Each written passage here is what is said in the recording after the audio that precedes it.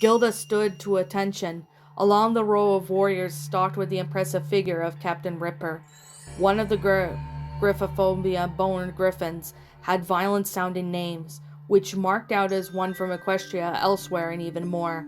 Her surname Goldfeather sounded refined in comparison, and made the majority of griffins look down at their beaks at her. She clicked her front claws together and straightened upright as Captain drew level with her.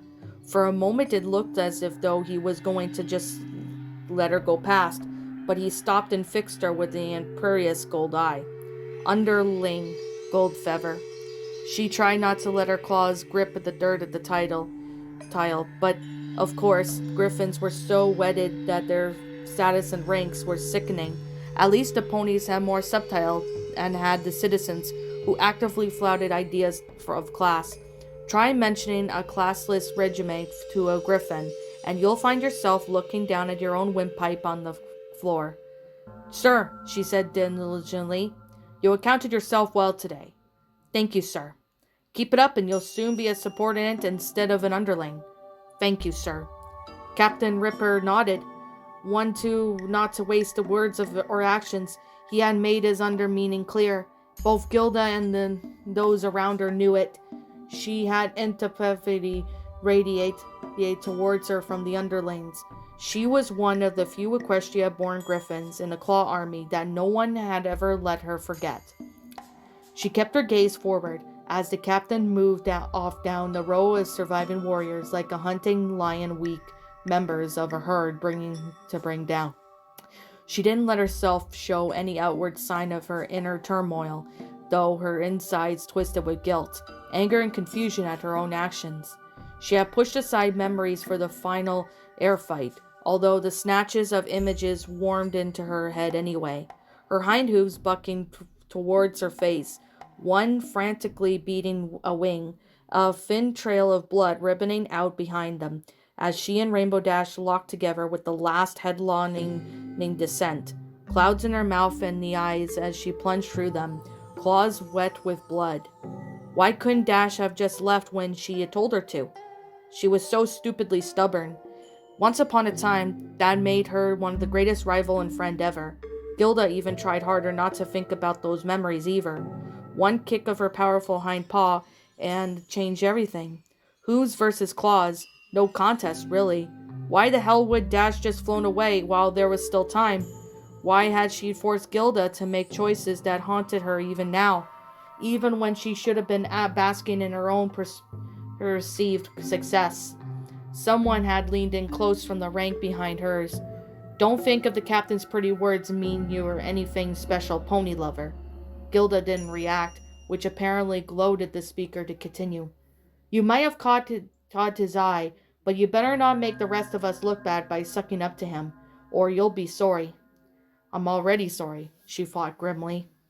Rainbow Dash swam between the shaking world and the shifting, disturbing dreams. When she did surface, she found the body uncooperative and racked with pain. Just breathing is such an effort to send her reeling back into unconscious before she had even time to take stock of her surroundings. When she came next to the struggle, she held on to the consciousness. Moving even one hoof was a mammoth effort that sapped with little strength she had. But was it enough for her to hear that some stone and echoing sound still around her? A cave, maybe? A tunnel? Her brain had tried to make the relevant connections, stuttered before reaching any real conclusion. She tried to open her eyes, but they seemed glued shut by something crusty and foul. Pulling them open, wiping the gunk away, was just too much for her right now. Moving her foreleg had sent ripples of fiery agony down her flank and keep her to her side. It felt like something had reached into her and shaken her insides. Wear a lucky dip bag before pulling out the prize. She groaned and echoed in that way that came from the hollow places. Something wet dripped into her ear. She flicked it instinctively and marveled that it didn't hurt too. Whatever she had used as a dance floor during the fast number had left her ears intact. Goody goody, more water dipped into the ear, so she attempted to roll away before it clogged her up. Bad mistake. The fiery agony blossomed into a blistering explosion of flame that made her cough and convulse. She was hurt, and she was hurt real bad.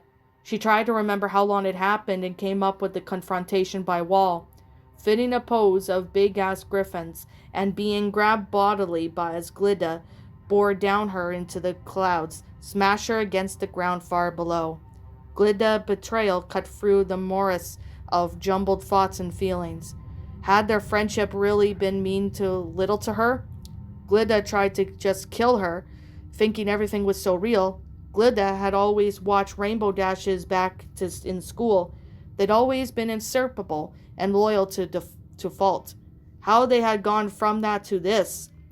What exactly is this? Rainbow Dash had no memories of the time between Glida trying to kill her and waking up here. Had she passed out? Was she dead? So this was some kind of the afterlife?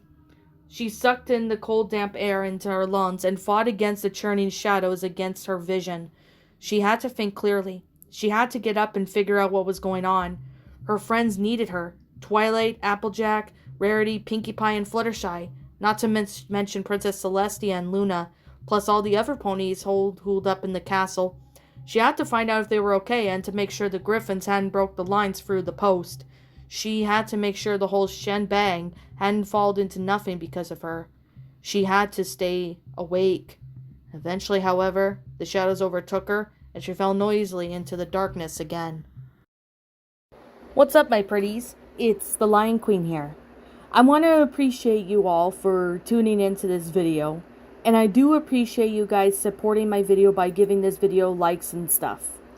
If you really enjoyed this video, be sure to leave a like, comment and subscribe if you're new, ring the bell for notifications to when I upload so that way you guys will get updated for whenever I upload.